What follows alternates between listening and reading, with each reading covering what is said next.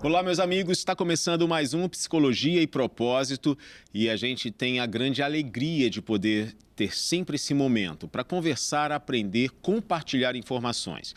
Hoje, em especial, a gente avaliando um pouco como anda a nossa sociedade, a questão financeira. Infelizmente, a gente sabe o quanto isso afeta a nossa saúde mental. Tem pessoas que ficam extremamente ansiosas, depressivas, ficam com medo ou pânico do que pode acontecer. O desemprego às vezes bate na porta, as contas chegam e a gente fica sem chão. O que isso torna ou o que isso transforma em nós? Será que é possível a gente saber lidar com as emoções e as pressões? O nosso país tem assumido topos de ranking e não de boas conquistas, mas de grande número ou alto número de pessoas afastadas por conta de ansiedade e depressão ficam distantes do trabalho. Isso é lamentável, mas será que a gente podia fazer ou ter feito alguma coisa? É por conta desse assunto que a gente está aqui conversando com o educador financeiro Marcelo Antunes. Está aqui com a gente hoje. Boa tarde, Marcelo. Bem-vindo. Boa tarde, Anderson. Muito obrigado pelo convite. Me sinto muito honrado. Você não é psicólogo. Não sou Você é psicólogo. educador financeiro. Sim. E aí a gente vai fazer esse encontro de duas informações, né? Da psicologia, da saúde mental e da relação financeira. Bom, dinheiro é uma coisa que passa pela cabeça de todo mundo. A gente não consegue sobreviver sem recursos. Até a criança já começa a ter a noção de dinheiro quando ela pede para comprar alguma coisa. Dá um dinheiro para ela ver se ela não vai guardar e falar, eu tenho dinheiro. Porque é o recurso que a gente utiliza para sobreviver. E aí, Marcelo? Diante desses números alarmantes, do Brasil está em primeiro lugar de casos de depressão e ansiedade que afasta o trabalhador do seu trabalho operacional, a gente percebe que também a falta de recursos, a má administração de verbas tem afetado pessoas na sua questão de saúde mental. Qual é a relação que você traz disso como educador financeiro? A relação é total. Inclusive, o curso que eu ministro, chamado Mudei, é um curso de gestão financeira e gestão emocional, que eu criei em 2019 para, na época, né, a minha igreja. Porque eu percebia que, apesar de, dentro da igreja, a gente falar sobre dízimos e oferta e prosperidade, a maioria das pessoas, eu estou falando do povo evangélico, não sabe lidar com dinheiro. Existe um princípio que ele poderia ser básico para as famílias, nas escolas, deveria ser ensinado nas escolas, nas igrejas, na família, e poucas pessoas cumprem. E é básico, é simples. Eu chamo de modelo PAI, P-A-I. Poupar, administrar e investir. E infelizmente, Anderson, parece que as pessoas que só querem poupar e administrar quando tiverem dinheiro. E não é isso. Pelo menos, biblicamente, não é isso que se ensina, né? Certo. A Bíblia diz, na casa do sábio há comida e azeite armazenados, mas o tolo devora tudo que pode. Então, ganhando um salário mínimo, que eu reconheço que é pouco, ou 2, ou 5, ou 10, ou 50, ou 100, deveria se cumprir o princípio de poupar, administrar e investir. Então, independente do valor que recebe, nesse curso que você ensina, baseado no que a Bíblia conta, compartilha, é possível poupar, administrar e investir. Investir. E quando se fala de investimento, a gente não está falando de valores. Hoje você pode investir com 30, 40, 50 reais por mês. Você consegue investir. Você sai da condição de gastador e passa para a posição de investidor. Certo. É lógico que é evidente, quando você investe em volume maior, a rentabilidade é maior, o dividendo é maior. Mas a questão não é o número, mas é o comportamento. A maioria das pessoas não sabe, administrar o seu dinheiro e não sabe investir. E quando eu falo de administrar, você pode administrar através de um aplicativo, você pode administrar através de um Power BI, através de um Excel, ou até, como era feito antigamente, no livro caixa. Caderninho. O caderninho, né? E a maioria não faz. Não faz por quê? Porque eu não gosto, porque eu não sei, etc. Eu tenho uma máxima que eu levo para a minha vida, né? Eu faço aquilo que eu não gosto para ter aquilo que eu quero, para escolher aquilo que eu gosto. Exemplo, eu não gosto de academia, eu não gosto de caminhada. Então, eu faço aquilo que eu não gosto para ter aquilo que eu quero, que é ter saúde. Certo. Perder peso, manter-se bem. E para fazer aquilo que eu gosto, que é viver, dar aula, viajar, passear, etc. Então, muita gente acha que eu gosto de investir, mas eu não gosto de investir. O que eu gosto mesmo é que todo mundo gosta, é de gastar. Sim. Quero ir na loja, comprar o sapato que eu quero, roupa que eu quero, loja que eu quero. O que eu gosto, o que me dá prazer é gastar. Eu não gosto de investir. Mas eu faço aquilo que eu não gosto, que é investir para ter aquilo que eu gosto, que é dinheiro, para depois fazer aquilo que eu gosto.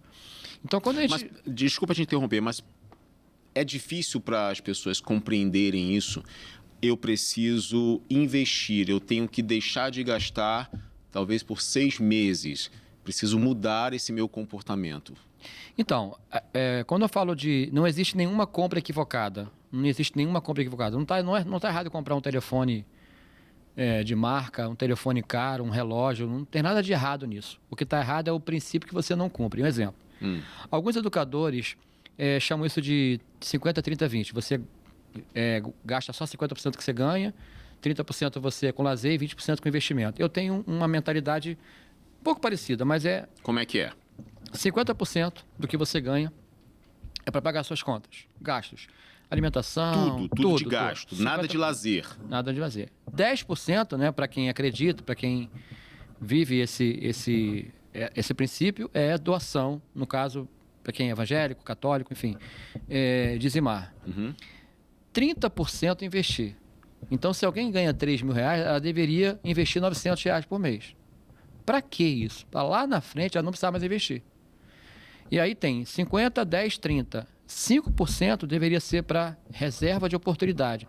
Eu não gosto do termo reserva de emergência, porque me induz a doença, acidente, etc. Eu até posso usar a reserva de oportunidade para uma emergência. Eu ouvi isso no livro Os Segredos da Mente Milionária. Também tem, ele pontua sobre isso, né? Não vai pensar em problemas, em crises ou apertos financeiros. Não, é uma oportunidade que eu vou ter. Vou dar um exemplo. Quero comprar um telefone celular. Eu vou lá, olho a marca dele. Vamos imaginar que ele custa, um exemplo, R$1.800. Um bom telefone hoje, não estou falando um telefone ultra mega, mas um telefone bom, R$1.800. Então eu vou separar R$150 por mês, que é 5% de 3.000, para lá na frente comprar o telefone. Aí eu vou ter 3 ganhos. Eu vou ter o telefone mais barato, eu vou ter o aumento do meu ganho em um ano e provavelmente vou pegar uma promoção por pagar à vista. Então ganha-se 3 vezes. Mas pela ansiedade.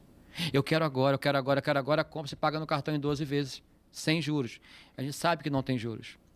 E aí, 50% para gastos, 30% para investimentos, 10% para doação, 5% para reserva de oportunidade e 5% para lazer. E nessa hora, poxa, Marcelo, eu trabalho pra caramba. Só 5%? Você tá de brincadeira comigo? Eu mereço. Se eu colocar pacotes de streaming, é do lazer ou dos gastos? Isso é muito pessoal, né? A gente não consegue definir o que é certo e errado para cada um. Cada um tem um momento. Desde que você cumpre. Se você separar os 30 para investir, tá tudo certo. Aquilo que te dá prazer, aquilo que é o seu lazer na sua família. Quem sou eu para dizer que uma TV a cabo não é bom? Às vezes a TV a cabo que une a família, um pai vendo um filme com o filho. Então, nesse caso, não é considerado um lazer. Não está nada de errado com isso. O errado é quando você só gasta com isso e você não investe. Se você gasta, por exemplo, R$200 por mês com TV a cabo, mas não separa 100 para investir, tem alguma coisa errada. Então, você poderia se adequar, fazer algum tipo de lazer, de entretenimento com R$100 e separar 100 para investir. Então, deveria se gastar só 5%. Para quê? Para lá na frente, a gente tem que lembrar uma coisa óbvia. O tempo vai passar. A Bíblia diz em Salmos 90, versículo 12, os anos de nossa vida chegam a 70 ou a 80 para os que têm mais vigor, e vigor é saúde. Entretanto, são anos difíceis e cheios de sofrimento, pois a vida passa depressa e nós voamos. Aí eu faço uma pergunta para quem é assalariado hoje. Se você é assalariado hoje, daqui a 10 anos, 20 anos, 30 anos, como é que você vai viver? Você vai depender do INSS? Aliás, eu quero te fazer uma pergunta. O que significa INSS, você sabe? INSS? Eu falei isso esses dias, agora eu já não lembro mais. Não, eu vou te falar aqui agora. Isto nunca será suficiente. Essa daí é boa. Entende? Então, a gente tem que lembrar que eu não sou contra o INSS. Aliás, isso foi mostrado agora, recentemente, que em 2017 já não tem dinheiro para pagar os aposentados e pensionistas. Sim. Isso o governo declarou agora. Você imagina daqui a 10, 15, 20 anos. Pois é. Então, eu não sou contra isso. Eu sou contra ter só isso. Fora a projeção que daqui a Em 2070, a gente vai ter mais idosos que jovens. E por aí vai. Bom, eu já desconsidero a opção de aposentadoria. Para mim... Através do INSS. Ok. Caminho normal, né? Comum, não é o normal, né? O comum. Agora, você falou uma coisa que me chamou a atenção. As pessoas compram pela ansiedade que querem aquilo ali. Aí a gente vai para uma Existe uma técnica para isso, tá? Existe algumas, eu sei uma, eu desenvolvo, eu aplico em mim uma técnica. A gente vai para uma avenida cheia de casas, uma em que eu quero trocar de celular, mas o meu celular já está caído, já está quebrado, já não consigo fazer muitas coisas. E eu não pensei nisso com 10 meses de antecedência. Sim. Né? Outro ponto eu quero trocar o meu celular não está ruim, mas eu quero um melhor. Sim. Então, eu já tenho duas situações. Nesse caso, eu compro por ansiedade, compro por necessidade, e qual dos dois vão me gerar mais problemas? Deveria se comprar com a reserva de oportunidade. Primeiro ponto. Não passou por essa triagem porque não sabia. Segundo ponto. Toda compra que eu faço e eu ensino para os meus alunos, existem várias técnicas, mas uma que é simples. Pergunta para você mesmo. Essa compra, celular, relógio, o que for, ela é emergencial, importante ou circunstancial? Entendi. Quase sempre as compras são circunstanciais. Dá um exemplo. Se você pega o teu carro, está passando e você passa no buraco e rasgou o pneu, essa compra ela é circunstancial, importante ou emergencial? Emergencial, óbvio. Beleza, ok. Agora você está lá no shopping. O teu celular ele está caidinho, mas ele funciona ainda. Essa compra é emergencial? Não. Não, ela pode ser importante, mas não é emergencial. Se ela é importante, eu posso fazer um planejamento para ter aquele celular. Porque não está errado ter o que você quer, está errado ter a forma que você quer. Agora, vamos imaginar, estou no shopping passeando e olhei um celular, apareceu um sapato ali. Eu tenho 10 sapatos em casa, mas aquele está bonito, na promoção eu comprei. Essa compra é emergencial, importante ou circunstancial? Circunstancial. Então você não agora tinha necessidade. Você caracterizou cada compra, entende? Então, quando você faz essa pergunta, o cérebro, ele sai do emocional e passa para o racional. A tendência quando você faz a pergunta é você não comprar ou só comprar se realmente for necessário. Agora, então, essas categorias são importantes para ajudar. Qual é o percentual hoje das pessoas que se endividam por essa ansiedade de compra? Você tem noção? Segundo os estudos, 79% das famílias brasileiras estão endividadas. Eu acho que é mais. Sinceramente, acho que é mais. Mas você considera que esse 79% está endividado por conta da compra circunstancial que foi feita? Existem vários fatores, não dá para resumir isso, mas a gente pode sintetizar para ser mais objetivo. Existem compras que são feitas, por exemplo, alguém que foi maltratado pelo seu pai, um pai que falou, você não vai dar certo na vida, você vai ser um pobre coitado, como foi falado para mim, né? Não meu pai para mim, meu pai falou para minha mãe que eu não deveria ter nascido e tal. Isso está resolvido dentro de mim, tá? Eu não sei quem é meu pai. Não, que qualquer coisa aqui na psicologia a gente também te resolve. Mas mas é bom, porque quando eu falo isso, porque está resolvido mesmo. Eu já perdoei meu pai lá atrás e tal, etc. Mas eu não sei quem ele é. Mas, durante o tempo da minha vida, eu queria provar para o meu pai que eu nunca vi que eu não seria aquela pessoa que ele disse que eu seria um dia. Mas por quê? Isso pode ser um gatilho para você fazer loucuras. Agora, imagina um pai que disse isso para um filho. Você não vai dar certo, você vai ser um pobre coitado, você nasceu para ser um derrotado. Aí a criança vai crescer com isso e esse adulto vai querer provar para o pai que ele deu certo. E como é que ele deu certo? Comprando carro, comprando roupa de marca, querendo possuir muitos bens que ele nem pode administrar, nem sabe como fazer, entende? Muitas vezes pode ser uma vingança, pode ser violência física, verbal, sexual, psicológica, patrimonial. Isso é muito comum, tá? É muito comum. Ou o senso de pertencimento. Eu quero comprar um telefone tal porque lá todo mundo tem, eu quero ter também. Se eu não tenho, eu sou menor, eu sou inferior. Então, esse conhecimento da parte emocional, tem um livro que fala sobre isso, Dinheiro Emocional, né, do Tiago Brunet. Esse conhecimento emocional te impede de fazer compras pela emoção. Você pode comprar sim, pela razão, pela lógica, pelo porquê daquilo e não comprar Quantas vezes os homens são menos, as mulheres são mais, né? Mas quantas vezes você compra uma coisa, fica lá no armário, você não usa. Então existe uma diferença entre gastar e usufruir. Gastar uma coisa, usufruir é outra. Antes de eu entrar num outro tópico, você falou sobre essa reserva de oportunidade. Eu posso ter a reserva de oportunidade e comprar de forma circunstancial? Não é o propósito. A reserva de oportunidade, tipo assim, eu quero comprar tal coisa daqui a 1 ano, daqui a 2 anos. Então eu vou reservar. E vou dar um exemplo. A gente usa um celular como exemplo, mas pode ser um imóvel. Uhum. Você está guardando, vamos imaginar um imóvel que você quer, custa 300 mil reais. Aí você está guardando lá, você tem 100. Falta longe de 300. Aí apareceu alguém vendendo um imóvel numa oportunidade que aceitou 120 mil de entrada. Isso aconteceu comigo pelo menos umas 4 vezes. Eu comprei 2 imóveis assim. Mas tem que ter alguma coisa. Se você não tem nada guardado, você vai argumentar como? Como é que você vai negociar, entende? Uhum. Tem que ter alguma coisa. Quem está vendendo, às vezes, até vai querer te vender para te ajudar. Ou porque está desesperado, ou porque precisa resolver um problema, precisa de dinheiro na hora. Sim. Então, quando você não tem, você fica à mercê do crédito. E o crédito é o grande problema da sociedade. As pessoas não sabem lidar com crédito. E eu também não sabia não, tá, Anderson? Eu aprendi isso de uns 10 anos para cá. Um pouquinho mais, mas uma coisa que eu tive desde criança. Eu sempre gastei menos do que eu ganhava. Sempre, desde quando eu era assalariado. Então, eu fui militar, ganhava 1/4 do salário mínimo quando eu comecei na época, né? Não sei como é que é hoje. Mas aí todo mundo ia para a cantina, comer na cantina, e eu não, eu guardava. Agora, é difícil? É. Mas tem que fazer a sua parte. Se fosse para ser fácil, todo mundo faria. Se fosse fácil, todo mundo teria o suficiente para dar e vender. Agora, a gente entrou aqui num tópico de trabalho, né? E a gente percebe a quantidade de pessoas afastadas do trabalho, principalmente no ano de 2024, foram quase 500 mil pessoas devido a questões de saúde mental, ansiedade e depressão, né?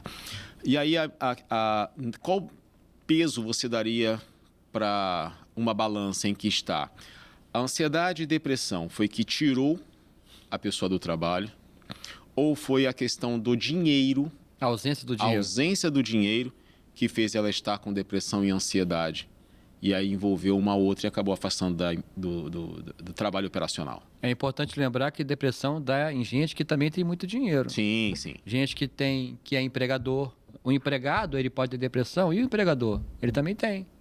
O problema do empregador não é o dinheiro em si, mas é toda a máquina que ele tem que fazer funcionar.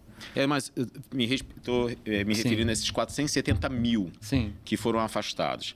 Na sua opinião, a saúde mental pesou para serem afastados do trabalho, ou foi a crise financeira, a má administração do dinheiro que fez com que ele fosse afastado, né? Eu acredito que é um pouco de tudo. Só que se eu não fizer a minha parte, ou seja, se eu não reservar dinheiro para uma oportunidade ou até para uma emergência, eu fico à mercê do que acontece no mundo, no mercado.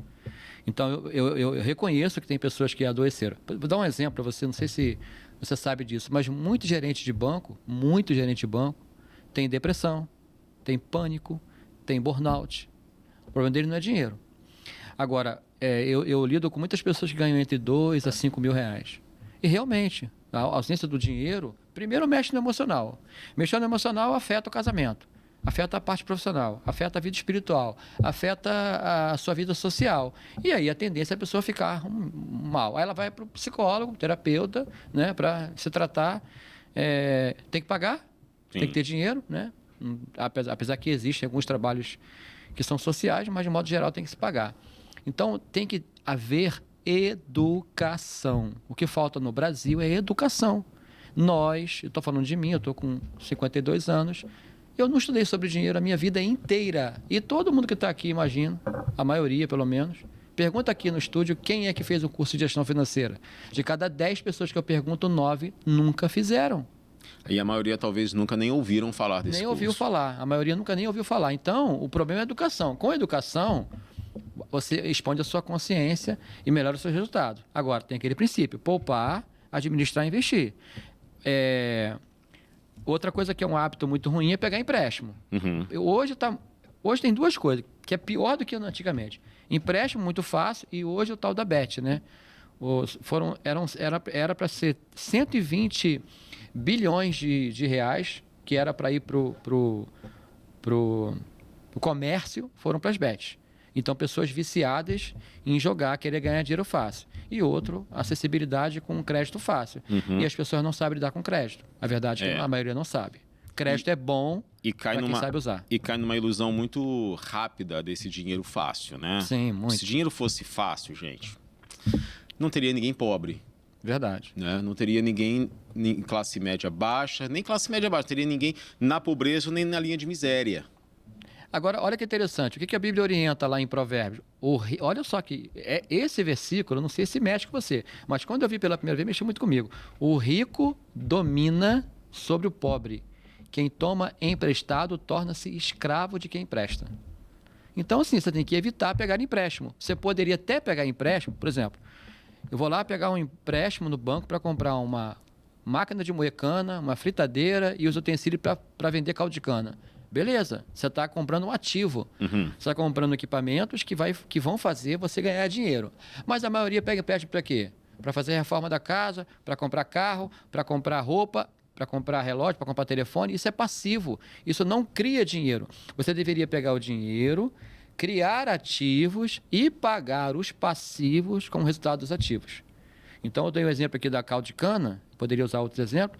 Eu comprei o equipamento, eu me endividei, é uma dívida boa, mas o resultado daquela dívida vai fazer eu pagar aquela dívida e todos os meus custos. E a maioria não tem essa educação. Isso é até coisa básica, tá, Anderson? Sim. A gente está aqui falando algo que as pessoas possam entender. Não estou nem me aprofundando muito em coisas mais técnicas. Mas é falta de educação. Se tivesse educação, seria muito melhor. Você considera a compra compulsiva como falta de educação? Existe ou uma fuga do emocional? Então, existe a compulsividade e a impulsividade. Vamos lá. Quem é psicólogo aí vai concordar comigo. A impulsividade, todos nós somos, de vez em quando, dá uma escorregada. A gente compra por impulso, sem pensar, promoção, oba-oba, um amigo influenciou, você compra por impulso. Beleza. A compulsividade é quando você tem a consciência que aquela compra vai te causar problema, vai te endividar, vai te trazer problema para a tua empresa, para a tua família, para o teu casamento, e mesmo assim você compra. Ou seja, a emoção dominou a razão. Você que é compulsivo, porque a compulsividade pode ser com compras, por sexo, por jogo, por tantas outras coisas, né? Então você que é compulsivo, você tem que procurar um psicólogo, procurar um terapeuta, procurar uma ajuda de um profissional para você resolver essa questão. Então, compulsividade é uma coisa e impulsividade... Ah, comprei sem pensar, sou compulsivo. Não banaliza. É igual eu falar, eu tô com depressão. Aí eu pergunto, quem te diagnosticou? Não, eu sei que eu tô... minha mãe falou, meu pai falou, o motorista do Uber falou. Poxa. Então banaliza. O chat GPT falou. Hoje é o chat GPT, enfim. Mas não foi lá procurar um profissional para ver se realmente é aquilo. Mas você acha que essa compra compulsiva, ela está atrelada a uma fuga de uma situação emocional daquele momento? Pode ser uma fuga, pode ser a questão do senso de pertencimento, pode ser, como eu falei anteriormente, querer provar para alguém, né, que eu não sou aquilo. Pode ser vários fatores. E assim, quando lá no curso, é um curso de um dia inteiro, uma imersão de um dia inteiro, e o aluno tem 4 aulas comigo depois. Na parte final do curso, as pessoas falam, caraca, agora eu entendi. Tudo que você falou que eu entendi no final. Não que eu não se entenda no início, é porque a gente toca na parte emocional. Então, muitas vezes é falta de perdão. Muitas vezes é conseguir dizer eu te amo. Muitas vezes é conseguir dizer, filho, você é a pessoa mais importante. Por mais estranho que seja isso, na maioria das vezes, é falta de perdão. Mas qual a relação disso com a questão financeira? Se você não perdoa quem te ofendeu, se você não perdoa quem te magoou lá atrás, o pai, a mãe, alguém, a tendência é você ser uma pessoa infeliz e a compra é uma fuga. Quantas vezes a pessoa fala assim, comprei, chegou em casa, bateu aquele vazio existencial novamente. Porque foi só um momento, aquilo ali é só um paliativo. Faz bem na hora e depois você se culpa, entende? Então, não estou falando que são todos os casos, mas uma grande parte dos casos é por causa disso.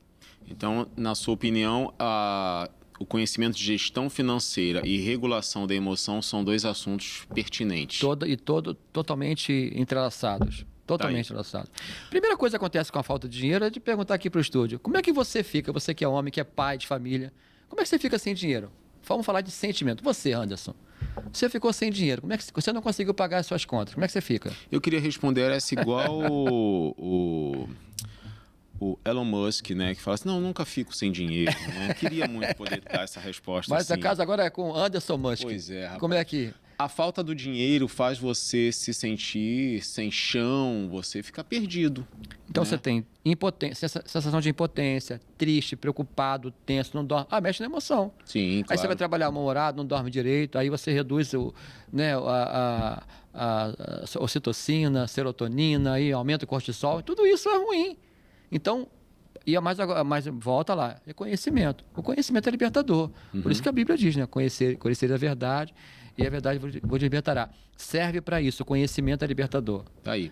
Olha, nesse programa a gente fala sobre a educação financeira relacionada à vida emocional, à saúde mental, ao ponto de uma questão emocional que aconteceu talvez na infância da pessoa pode gerar consequências para hoje ela está endividada, como fuga da realidade, como o educador financeiro Marcelo Antunes está aqui comigo hoje falando sobre isso. A gente passou aí por alto sobre os tipos de compra, de importante, emergência, circunstância, tudo isso influencia bastante na nossa relação financeira, na nossa situação e o pior, tudo que a gente faz que envolve dinheiro e saúde mental tem consequências graves. Pode ser da perda de uma casa, como pode ser a perda de uma família.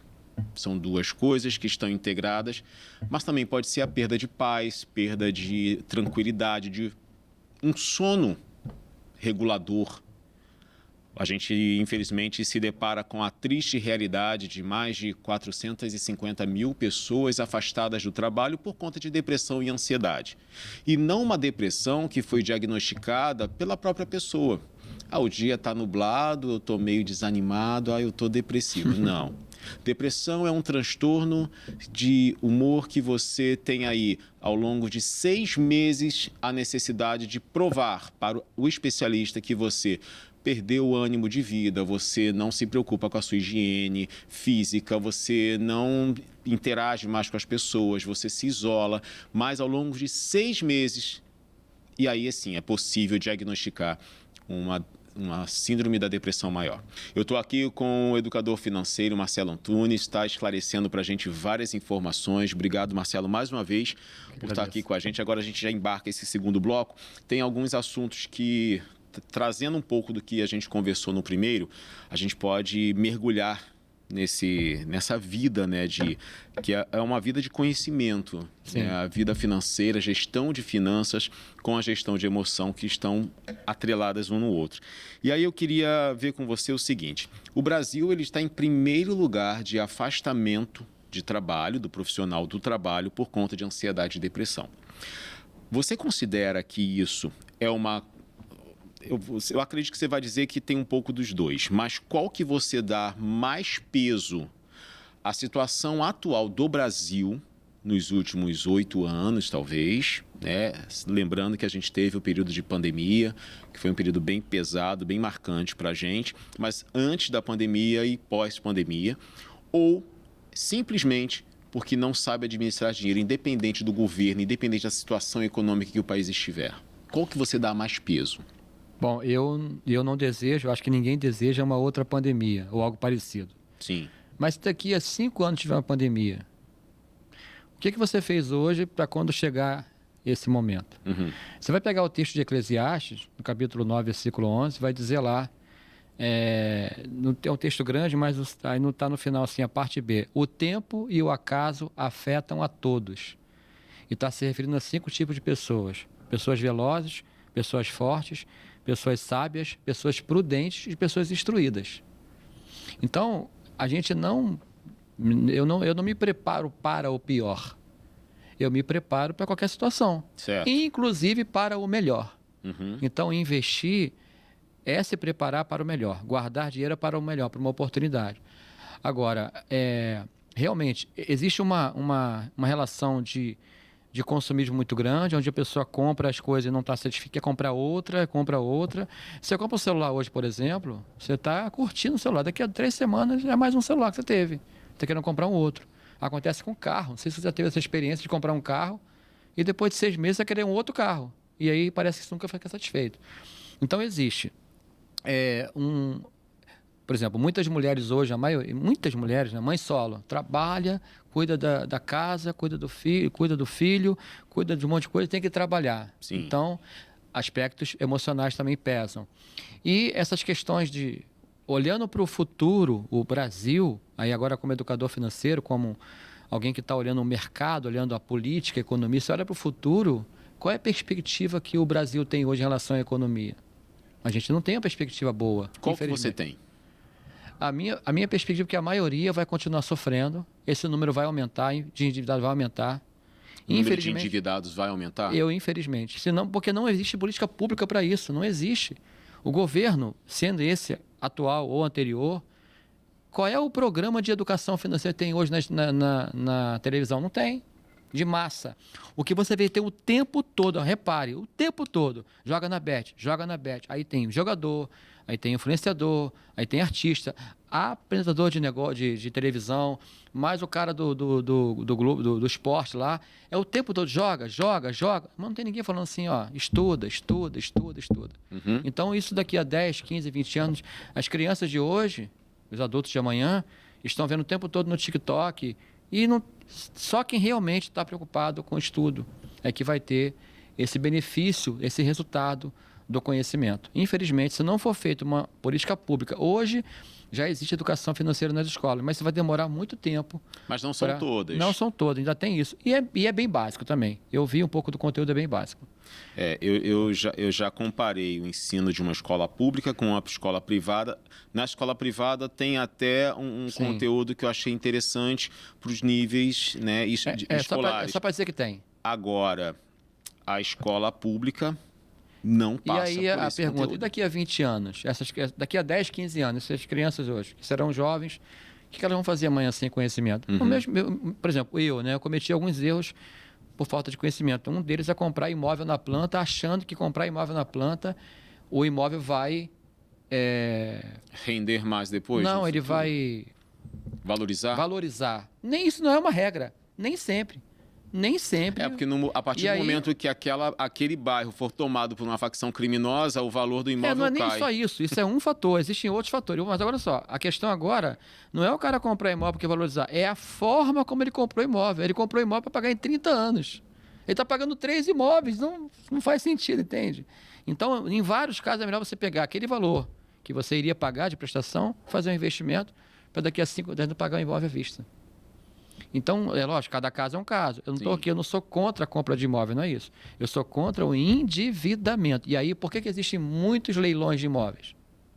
Porque a maioria não consegue pagar. E o próprio imóvel é a garantia de pagamento. Então, assim, a falta de educação é o maior vilão de tudo isso aí, desse desequilíbrio. Então, independente do governo, das propostas governamentais ou da situação da economia interna ou externa, a pessoa ela vai passar pela crise e, lógico, isso aqui tem um peso, tem uma influência, mas 51% é porque ela não tem o conhecimento. Anderson, a Bíblia diz, o dinheiro ganho com desonestidade diminuirá, mas quem ajunta aos poucos terá cada vez mais. Está escrito lá. Há quanto tempo está escrito isso? Uhum. Então, a gente tem que entender que todos nós aqui, colhemos o que plantamos. Faz sentido? Sim. Você planta coisa boa, colhe coisa boa. Às vezes, uma outra você planta coisa boa e colhe coisa ruim por algum motivo. Mas, de um modo geral... Então, daqui a 5, 10 anos, você vai colher o que você vai plantar. Pô, é lógico, eu não estou falando nada demais. Então, se você hoje não fizer ajustes, falei lá, relação 50, 10, 30, 5, 5. Faz um ajuste. Marcelo, eu não consigo investir 30%. Investe 20%. Eu não consigo investir, investe 10, investe 5, mas investe. Começa com essa mentalidade. Não é para você não mais curtir a sua família, muito pelo contrário, a ideia é que você possa curtir a sua família, porque quando alguém ganha, por exemplo, quem ganha 3 mil vai para 10 mil, existe um ditado, né, que o pobre quando come mel se lambuza, né? Sim. Então, assim, por ele não sabe, ele vê tanto dia que ele não sabe fazer. Aí faz um montão de coisa errada, um monte de dívida, Então, quando você cria... corre um grande risco de voltar a ganhar 3 mil de novo. Olha, o Ronaldinho Fenômeno deu uma entrevista tem um ano e pouco, no podcast, eu não lembro da fonte agora, foi ele que falou, 95% dos jogadores de futebol que ganhavam muito dinheiro voltaram a ganhar menos que início das carreiras. no início de carreira. Pô, o jogador de futebol ganha 300, 400, 500 mil por mês, às vezes 1 milhão. Como que pode alguém ganhar 100 mil por mês? 100 mil. Como que pode? Saiu outra pesquisa agora, os campeões do Big Brother também. Tem muitos que ficaram pobres, entende? Isso, então não adianta só ter o dinheiro. De um salário mínimo a R$1 milhão, a mentalidade tem que ser a mesma. Tá aí. Agora, você observando e falando sobre a realidade no Brasil, e aí eu vou fazer agora um ponto com a publicidade, né? Que as jogadas publicitárias são inteligentíssimas e sempre dá uma sensação de que ou você compra agora ou você vai perder. Exatamente. Né? Se você não comprar esse imóvel agora, ele vai daqui a 2 meses, não tem mais oportunidade e você vai perder uma grande chance de ter o imóvel. Esse medo, ele está atrelado à falta de conhecimento ou aquela sensação de, não, eu tenho que aproveitar todas as oportunidades, porque oportunidade eu não posso perder. Sim. O que você diz sobre isso? Não tem nada de errado em vender e nada de errado em comprar. A questão que você falou agora chama de técnica da escassez. Aí você... vamos pegar aqui uma coisa básica. Você está lá na loja, tem lá uma blusa social que você gosta, fala assim, última promoção válida até amanhã. Aí você não comprou. Ou até comprou. Aí você volta lá na outra semana, o que está escrito lá? Promoção válida até amanhã. Então é técnica de escassez, não tem nada de errado isso. Então isso vale para roupa, vale para o carro, vale para o imóvel, para qualquer coisa. Eu prefiro, nem sempre dá, mas eu prefiro juntar dinheiro para poder pagar à vista. Porque o dinheiro você ganha, como eu falei, ganha 3 vezes. Nem tudo, né? Imóvel não, pode não ser assim, mas pelo menos 2. Você ganha no dinheiro que cresce no tempo que você guarda. Você ganha lá na frente na compra antecipada à vista, porque você tem desconto. Ou você compra até com desconto. Às vezes um equipamento, uma televisão, por exemplo. Aconteceu comigo agora recentemente, comprei uma televisão que custava 4 mil e pouco por 2.999. Eu esperei a Black Friday, juntei dinheiro para uma televisão. Eu até poderia comprar no cartão de crédito. Aí que eu faço, aí uma outra, eu ensino meus alunos. Aquele dinheiro que eu economizei, o que eu faço com esse dinheiro? Eu ia pagar 4.200, paguei 3. O que eu faço com esses R$1.200? Invisto. Porque eu não iria pagar. Então eu pego essa relação logo de cara. Fazer uma curva aqui na minha pauta. Quando você fala invisto, investe em quê? Então, investir, aí a gente não dá para que cada um tem um perfil. Certo. Então, o perfil depende da idade, tem filhos. Tem pais, por exemplo, que querem deixar herança para os filhos. Tem pai que fala, não, eu já criei, eles que se virem. Ele que conquista o deles. Eu vou gastar. Então, é perfil. Então, se tem filho, se não tem filho, quantos anos você tem, se um é mais velho, outro é mais novo, vai deixar herança, não vai. Mas quando você fala em investir, são ações do banco, são ações de empresas? E aí, de acordo com o perfil, alguém é mais cauteloso, alguém é mais moderado, alguém é mais arrojado. E aí, de acordo com esse perfil, e aí eu indico um assessor de investimento, não...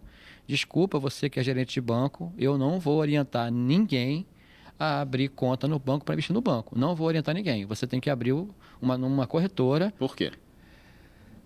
Porque o banco é banco, né, Anderson? O banco, o que o banco vende? Ele vende dinheiro. O funcionário do banco, que é o gerente, ele tem que lembrar, não tem nada de errado o gerente. Gerente de banco são pessoas que trabalham, pessoas honestas, pessoas íntegras. Mas, na maioria dos casos, o gerente do banco vende aquilo que o banqueiro manda vender.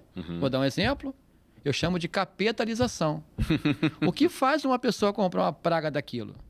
Por quê? Porque o gerente fala para a pessoa, quem não tem conhecimento, não compra. É um bom investimento, não é nada. É uma capitalização.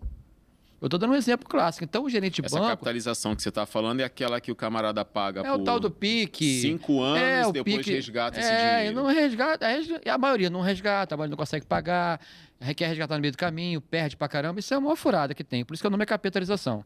E aí o gerente do banco, ele é funcionário, ele é obrigado a vender, porque se ele não vender, o que acontece com ele? Ele perde. Aí ele sofre lá pressão psicológica, ele tem depressão também. Rebaixado. E pode perder o emprego, rebaixado, pode não ser promovido, etc, etc. Então... Agora, falando de investimento, pode ser um CDB, pode ser um tesouro direto, pode ser um fundo imobiliário, pode ser pode ser em bolsa, pode ser em cripto, depende muito do perfil. Mas quando você fala em investir, são esses investimentos que você está Exatamente, falando. esses Ok. investimentos. Né? Pega lá, um exemplo, R$ 1.000 por mês. Você tem noção, vamos lá, Anderson, se você fizer um investimento de R$ 1.000 por mês, quanto você vai investir em um ano? 1.200. Não, 1.000 por mês. Quanto você vai investir em um ano? 1.000 vezes 12, 12 mil. 12 mil. Em 10 anos, só. quanto você vai investir? 120. E em 20 anos? 240. Quanto você acha que vai ter em 20 anos numa taxa de 1%? Ó, você for tirando 1.000. Em 20 anos, 240 meses, você investiu 240. Quanto você acha que vai ter? Ah, não sei. Uma chuta aí. 30 mil reais. Não, 40 você investiu 240 mil. Eu ao sei, tô longo... falando Quanto você vai do ter o extra, do total? sobressalário. Ok, uns 250, não, 300 mil. R$ 1 milhão. É mesmo? Uma taxa de 1%. Uma taxa com Porque FGC. ela vai... Porque é esse juros 1%, juros compostos. juros composto, né? R$ 1 milhão. Sabe quanto é que dá por mês de salário? R$ 9.300 aproximadamente. Aí eu pergunto, eu hoje tenho 52 anos. Se eu soubesse disso lá atrás... Mas esses 1.200 é investido em... Não, R$ 1.000 por mês, investido numa taxa de 1%. É, R$ 1.000. Não sei por que eu botei 1.200 na cabeça. Independente da... Não, estou dando só um exemplo, é só um exemplo. É só para a pessoa entender a matemática. Tem investimento que dá 1,5%, 2%. Estou falando de um. Esse é o investimento para 1% ao mês. 1% ao mês. Com o FGC, que é o Fundo Garantidor de Crédito. Então, existem... só para entender, né?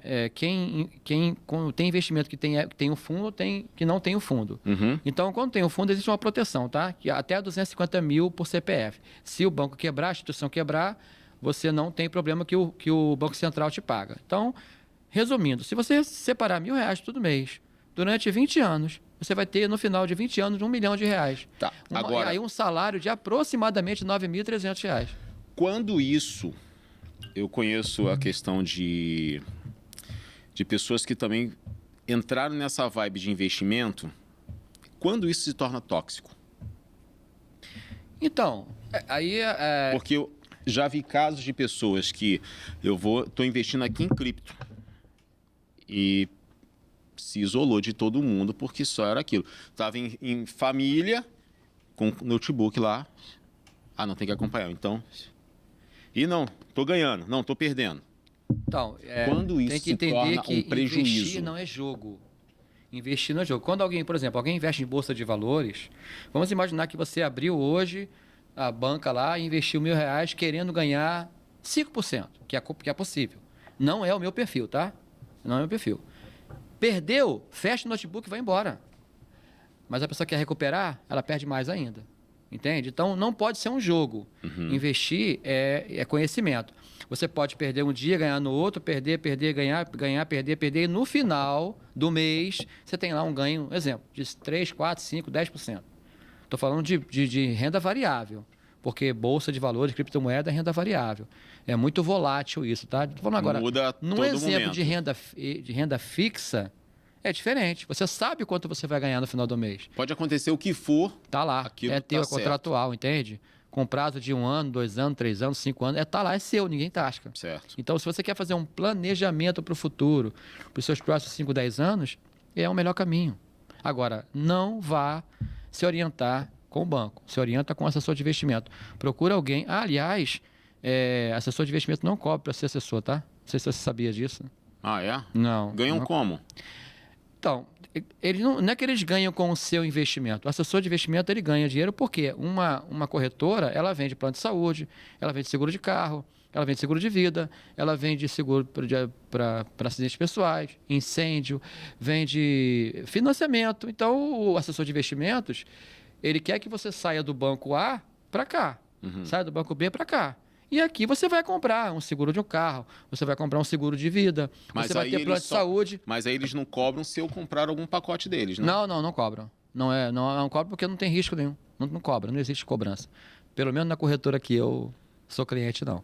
Para ninguém, né? Para mim, não é para ninguém. Entendi. Okay? Quando você fala que pensam na vida financeira ou no investimento como se fosse um jogo, né, para sempre recuperar.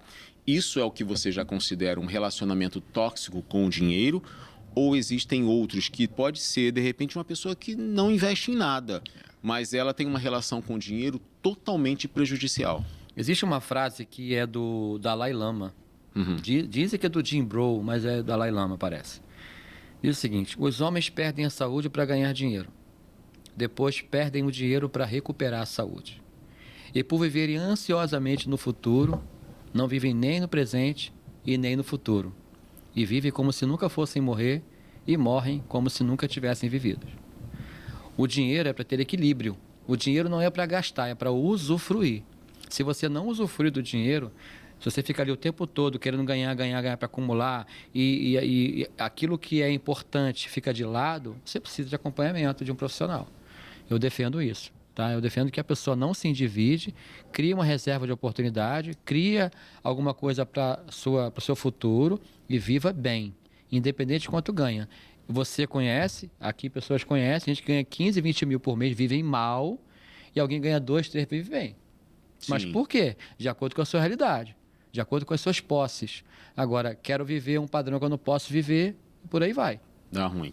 Essa pressão social de vencer na vida financeiramente, até que ponto isso leva a pessoa a nunca conseguir vencer, porque a ideologia que ele criou de vitória era num padrão, num patamar muito elevado, e ele acaba se perdendo nesse meio e vivendo um prejuízo? O que é vencer na vida? É tão relativo, né? Isso é muito, muito subjetivo, mas muitas vezes é essa necessidade de autoafirmação, de ser reconhecido. As pessoas acham que fazem essa leitura de vencer na vida se tiver uma boa casa, um bom carro, tiver com uma saúde aparentemente boa, que não preciso viver no médico nem nada. Venci na vida.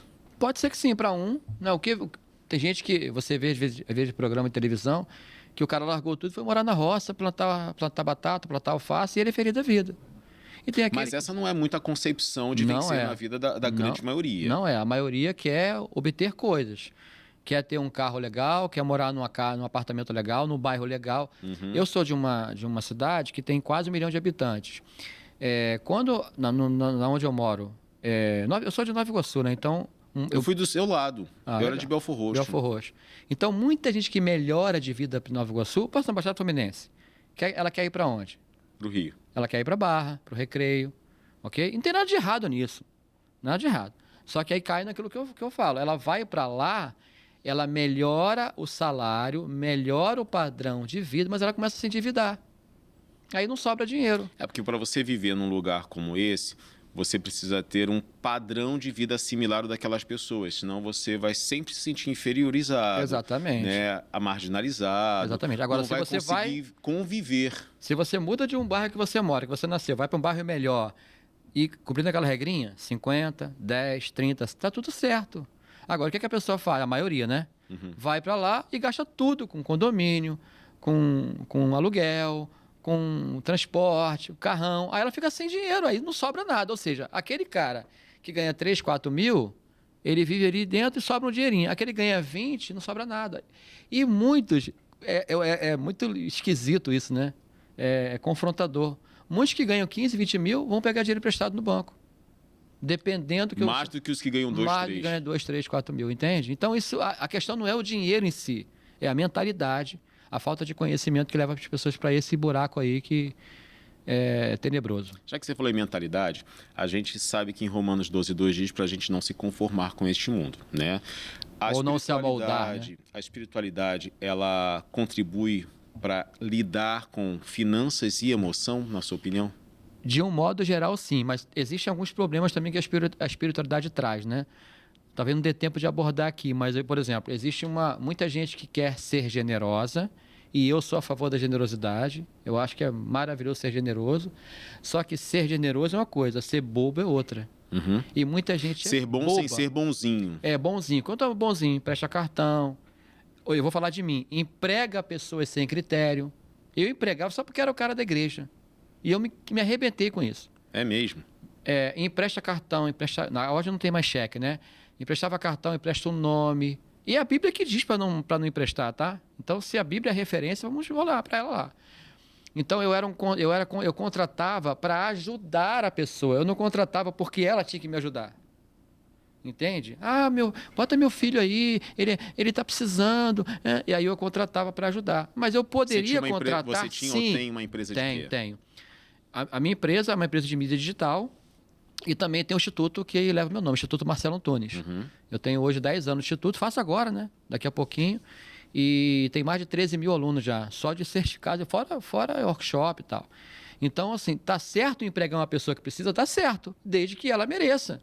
Aí o cara que se qualificou, que estudou, aí ele não é contratado. Eu vou chamar alguém só porque ele é filho da Dona Maria, entende? Então não está errado eu contratar a pessoa que precisa, está errado eu contratar só porque precisa. Sim. Entende? Então era essa pessoa. Eu cometia muitos erros nessa questão, falta de conhecimento.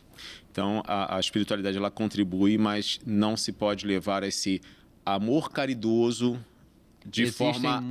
Grava essa frase você, existem muitas pessoas generosas, que eram generosas e que hoje dependem de pessoas generosas. Eu vi aquela frase assim, meu pai dava roupa do corpo. A maioria morreu pobre, deixou a família em problemas financeiros, entende? Porque dava roupa do corpo.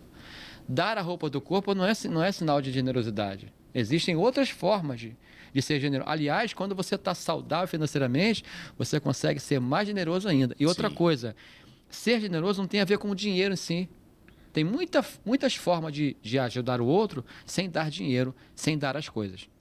Quem não consegue hoje fazer essa organização 50, 30, 10, 5, 5, porque está com o limite, o valor que recebe no limite.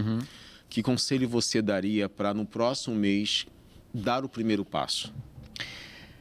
Faz um curso de gestão financeira. Se não for o meu, procure alguém que você se identifique, entendeu? Procure fazer presencial. Online é bom, mas presencial é muito melhor. E aprenda aquilo que você não sabe. Aqui, tem aqui alguém aqui me filmando, né? Várias pessoas filmando. Eu não sei usar aquela câmera ali. Mas se eu parar ali e perguntar como é que funciona, talvez com 5, 10 dias, 15 dias, eu não tenho o domínio que ele tem, porque é anos de experiência. Mas alguma coisa eu vou saber. Então, às vezes, não é saber o que é certo, mas é saber o que é errado. Sim. O que é errado, por exemplo, eu falei da capitalização. Se você não fizer isso, ou seja, saber o que é errado já é um passo largo para que você não caia em armadilha, para que você não se endivide, entende? Então é isso. Procure um curso, estude, leia livros, leitura. A leitura abre a mente. Quem mal lê, mal ouve, mal fala e mal vê. Grava essa frase. Quem mal lê, mal ouve, mal fala e mal vê. Tá certo. Esse é Marcelo Antunes, educador financeiro, que está aqui hoje com a gente no Psicologia e Propósito. Nesse bloco a gente mergulhou sobre a relação da espiritualidade com vida financeira, também da questão de estar num ambiente em que nem sempre depende só de nós, como hoje no Brasil, enfrentando as crises econômicas, o mundo em si. Depois dos tarifaços de Donald Trump, presidente dos Estados Unidos, o mundo inteiro está se balançando para se manter de pé, mas depende muito mais do conhecimento que a gente tem sobre finanças para dar um resultado. Foi isso que o Marcelo trouxe para a gente agora. Marcelo, quem quiser te seguir nas redes sociais, eu já sou teu seguidor. Obrigado. Queria que você compartilhasse aí como faz. É Instituto Marcelo Antunes, @Instituto Marcelo Antunes. Nós temos lá um curso de gestão financeira e temos uma formação em coaching cristão. A primeira formação em coaching com base bíblica. Já temos mais de 700 alunos. Enfim, então, @Instituto Marcelo Antunes. Tá aí, então. Muito obrigado, Marcelo, pela sua presença aqui. Foi bom demais e você de casa, obrigado pela sua audiência. Lembre-se que todos os dias, de segunda a sexta, a gente tem um encontro marcado aqui no Psicologia e Propósito. Um programa que a gente traz saúde mental, questões do dia a dia e variáveis, como essa de hoje, para a gente ter esclarecimento, orientação, tudo à luz da Bíblia. Mas que a gente possa fazer isso na prática, a fim de conquistar melhores passos, melhores lugares e o melhor de tudo, com paz. Esse foi mais um Psicologia e Propósito.